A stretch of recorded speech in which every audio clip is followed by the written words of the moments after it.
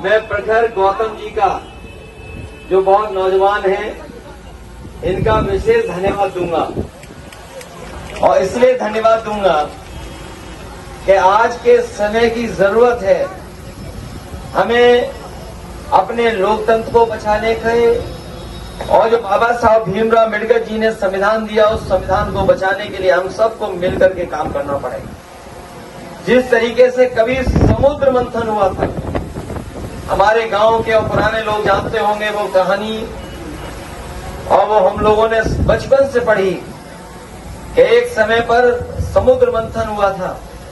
इसी तरीके से 2024 के चुनाव में ये संविधान मंथन होने जा रहा है। एक तरफ तो वो लोग हैं जो संविधान के रक्षक हैं, जो संविधान की रक्षा करना चाहते हैं, दूसरी तरफ वो लोग हैं जो संविधान के भक्षक हैं, जो संविधान को खत्म करना चाहते हैं। नहीं देते मदद तो विकसित यात्रा भी नहीं हो पाती है लोगों को। इसलिए साथियों, हम आपसे अपील करने आए हैं, इलाज, दवाई और आपके जीवन को बदलने के लिए किसानों को सही कीमत मिलनी चाहिए। हमने अपने घोषणा पत्र में लिखा है, जो गरीब को राशन दे रहे हैं उसका अच्छा राशन करना चाहिए, राशन और अच्छा हो और पौष्टिक आटा मिले, और हमारे नौजवानों को और सभी लोगों को आटा के साथ साथ मोबाइल का जो बिल देना पड़ता है, डेटा फ्री होना चाहिए, डाटा फ्री, क्योंकि हर चीज आजकल है, जानकारी इसी से, कोई जानकारी हासिल करनी हो तो मोबाइल से, नौकरी का पता करना हो तो मोबाइल से, और कुछ सूचना पहुंचानी हो तो मोबाइल पर। पहले इन्होंने फ्री दिए, अब पैसा वसूल है। इसलिए समाजवादी सरकार में अपने गरीबों को पौष्टिक आटा और डाटा फ्री देने का काम भी हम इंडिया गठबंधन के लोग करेंगे। ये वो समय जब किसान अपने हक के लिए दिल्ली जाना चाहता था, इन्होंने दिल्ली नहीं जाने दिया किसानों को। जो आंदोलन में बैठे थे वो दिल्ली नहीं पहुंच सकते थे। बड़ी बड़ी आरसीसी की दीवारें लगवा दी, सड़कों पे कील लगवा दी। अगर कोई किसान अपने ट्रैक्टर में डीजल भराना चाहता था तो उसे डीजल नहीं मिलता था। पुलिस लगा दी, 1000 के लगभग किसान शहीद हुआ। तब जाकर के सरकार ने 3 काले कानून वापस ले लिए। ये 3 काले कानून वापस जरूर लिए हैं, लेकिन जो सुविधा और जो मदद किसानों को मिलनी चाहिए वो सरकार नहीं दे रही है।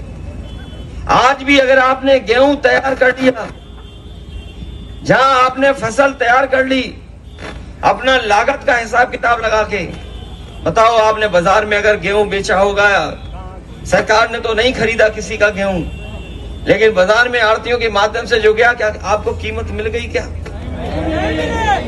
और जो बड़े बड़े लोग हैं, जो बड़े बड़े उद्योगपति हैं, यहीं से हमारे किसानों का पूरा गेहूं ले लेंगे और बाद में आपको वही गेहूं बड़े बड़े शहरों में आटा बनकर के पैक होकर के बिकेगा।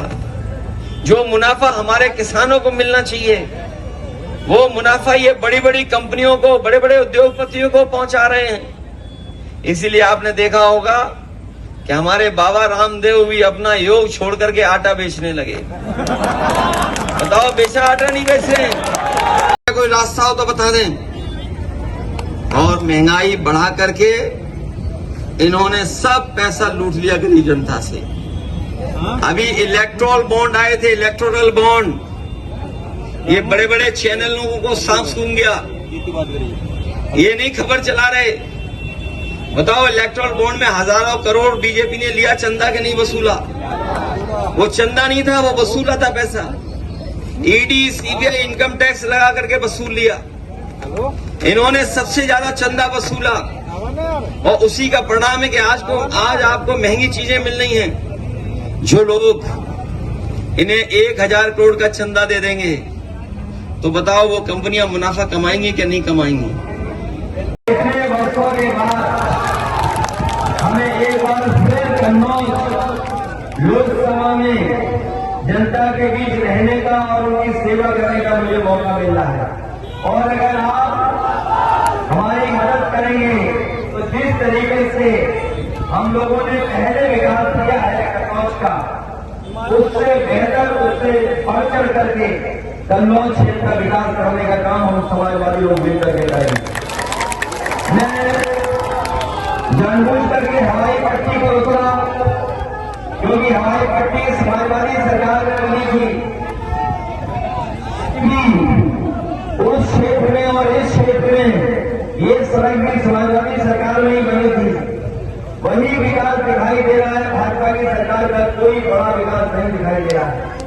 इन्होंने केवल जनता से झूठे और इन्होंने वादे झूठे किए हैं और उसका परिणाम ये है कि इनकी धीरे धीरे 10 साल की सरकार का जो पहचान बनी है वो झूठ और लूट की पहचान बन गई भारतीय जनता पार्टी की।